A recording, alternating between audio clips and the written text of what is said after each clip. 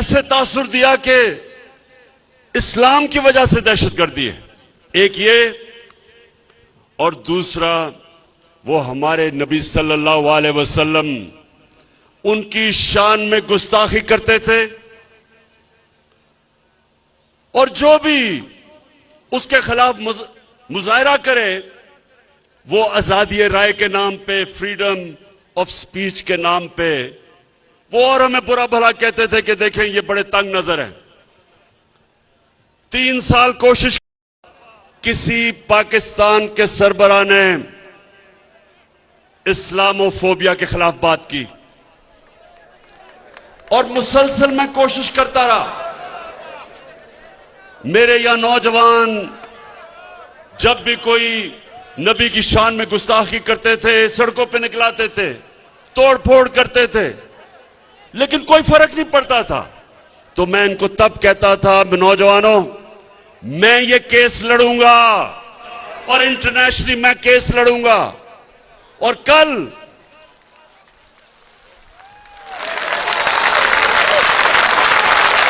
اور اللہ کا کرم ہے کہ کل یہ فیصلہ ہوا، یونائٹڈ نیشنز کی ریزولوشن ہوئی، 57 مسلمان ملکوں نے مل کے پیش کی پاکستان کی ریزولوشن اسلاموفوبیا کے خلاف. صبح سے ساری مسلمان دنیا سے مجھے مبارکیں مل رہی ہیں. نحمده ونصلي ونسلم على رسوله الكريم اما بعد فاعوذ بالله من الشيطان الرجيم بسم الله الرحمن الرحيم. قال الله تعالى في القرآن المجيد والفرقان الحميد والذين جاهدوا فينا لنهدينهم سبلنا وإن الله لمع المحسنين. صدق اللہ العظیم. اللہ رب العزت نے قرآن پاک میں ارشاد فرمایا، اور جنہوں نے ہماری راہ میں کوشش کی ضرور ہم انہیں اپنے رستے دکھا دیں گے، اور بے شک اللہ نیکی کرنے والوں کے ساتھ ہے، احسان کرنے والوں کے ساتھ ہے. اس آیت کے تحت جو مقدمہ میں آپ سے بیان کرنا چاہ رہا ہوں وہ یہ ہے کہ خاص طور پر جس طرح اسلاموفوبیا ایک دنیا کا مسلمانوں کے لیے خاص طور پہ ایک مسئلہ بن چکا تھا. 9/11 کے بعد جس طرح مسلمانوں کے لیے زندگی پوری دنیا میں بالخصوص یورپ کے اندر تنگ کر دی گئی تھی، مسلمانوں کو دہشت گردی کی نظر سے دیکھا جا رہا تھا، مسلمانوں کو دہشت گرد سمجھا جا رہا تھا. اور یہ بات میں ببانگ دہل کہنا چاہتا ہوں، اس بات کے اوپر ہمیں کوئی اختلاف نہیں ہے. عمران خان صاحب جو وزیر اعظم پاکستان ہے اس وقت، انہوں نے جب حکومت سنبھالی اس کے بعد سے انہوں نے یہ کہنا شروع کیا کہ میں ریاست مدینہ بناؤں گا. وہ اپنے اس اصول کے اندر، اپنی اس بات کے اندر کہاں تک کامیاب ہوئے، فی الحال میں اس ٹاپک پر نہیں آنا چاہتا. میں جس ٹاپک پر ابھی بات کرنا چاہتا ہوں وہ یہ ہے کہ انہوں نے جو بات بولی تھی کہ اسلاموفوبیا کا مسئلہ جو ہے وہ مسلمانوں کے لیے بہت زیادہ پریشان کن ہے. تمام مذاہب جتنے بھی ہیں ان کے اندر دہشت گرد جتنے بھی ہوں وہ انہیں دہشت گرد نہیں مانتے. خاص طور پر کچھ بھی کہیں بھی دہشت گردی ہوتی تھی، کوئی معاملہ ہوتا تھا، اس کو مسلمانوں سے جوڑا جاتا تھا. اس کا مقدمہ بہت ہی خوبصورت انداز میں وزیر اعظم پاکستان عمران خان صاحب نے لڑا، اور اس مقدمے کے تحت آپ لوگوں نے دیکھا کہ کس طرح UN نے اپنی ایک قرارداد جو پاکستان نے پیش کی تھی اس کو منظور کیا، اور 15 مارچ کو وہ خاص دن مقرر کر دیا جس کے اندر ہم اسلاموفوبیا کے خلاف آواز جو ہم بلند کرنا چاہتے تھے وہ ہمارا جو مقصد تھا وہ پورا ہوا. اس کے تحت جو ہے وہ وزیر اعظم عمران خان امت مسلمہ کے لیڈر قرار پائے. حالانکہ امت مسلمہ کا لیڈر جو ہے وہ آج سے پہلے کچھ ٹائم پہلے تک جو ہے وہ طیب رجب اردگان ترکی کے صدر کو کہتے تھے لوگ، لیکن اس کے بعد جو ہے یہ وزیر اعظم عمران خان صاحب کا سب سے بڑا کارنامہ ہے، کیونکہ کچھ وقت پہلے مذہبی جتنی بھی جماعتیں ہیں وہ سب، آپ پرانے کلپ اٹھا کے دیکھ لیں، جس کے بھی مذہبی جماعتیں یہی کہتے تھے آپ ہمیں کھانے کو نہ دیں، آپ ہمیں پینے کو نہ دیں، کچھ نہ دیں، لیکن ناموس رسالت صلی اللہ علیہ وسلم کے اوپر جو آپ جو ہے وہ آواز بلند کریں، ہم کھانا چھوڑ سکتے ہیں، ہم پینا چھوڑ سکتے ہیں، اس طرح کی بہت زیادہ جو ہے وہ نعرے آپ نے سنے ہوں گے. اور اب جب وزیر اعظم عمران خان نے اپنا وعدہ پورا کیا، اور اس کے اوپر مجھے حیران کن بات جو ہے وہ یہ لگی کہ کسی نے بھی ریلی تو دور کی بات، جلسہ تو دور کی بات، ایک پیغام تک جاری نہیں کیا۔ عمران خان صاحب کے کام سے ہمیں بہت زیادہ اختلاف ہو سکتا ہے، لیکن جس کام سے اختلاف ہو اس کے اوپر تو ہم جو ہے وہ آواز بلند کرتے ہیں اور جو ہے وہ احتجاج کرتے ہیں، لیکن جو کام اچھے ہیں ان کو بھی ہمیں اپریشیٹ کرنا چاہیے۔ خاص طور پہ جس طرح یہ انہوں نے کارنامہ انجام دیا ناموس رسالت صلی اللہ علیہ وسلم کے قانون کے حوالے سے، جس طرح اسلام کو دہشت گردی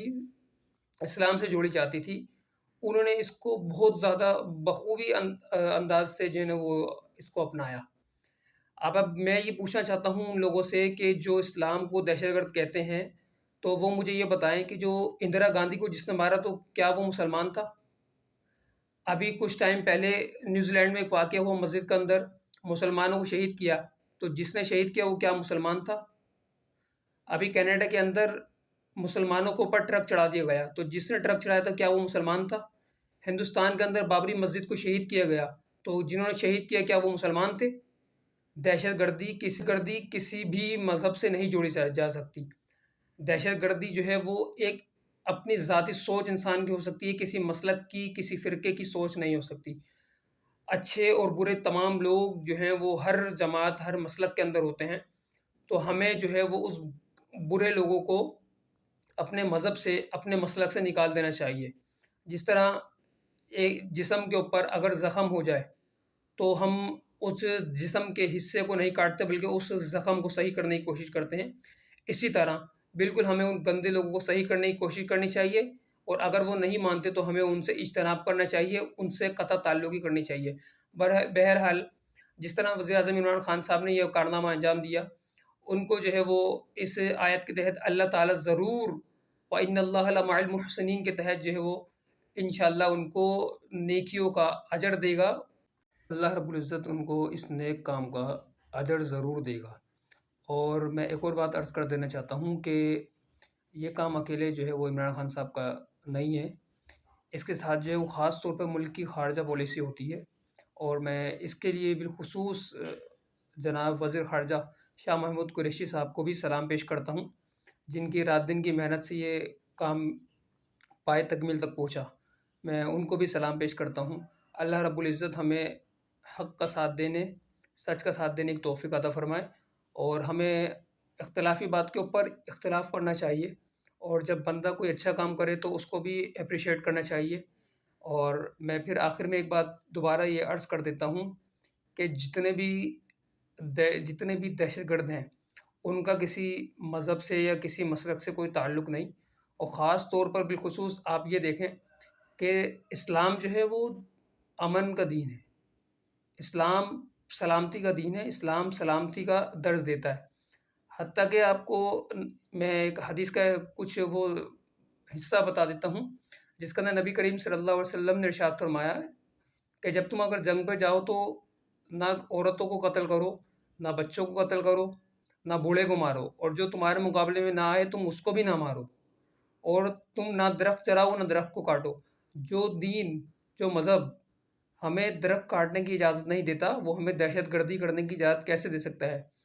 اللہ تعالیٰ ہمیں سمجھنے کی توفیق دے، اور ان لوگوں کو بھی سمجھنے کی توفیق دے جو اسلام کو دہشت گردی سے جوڑتے ہیں۔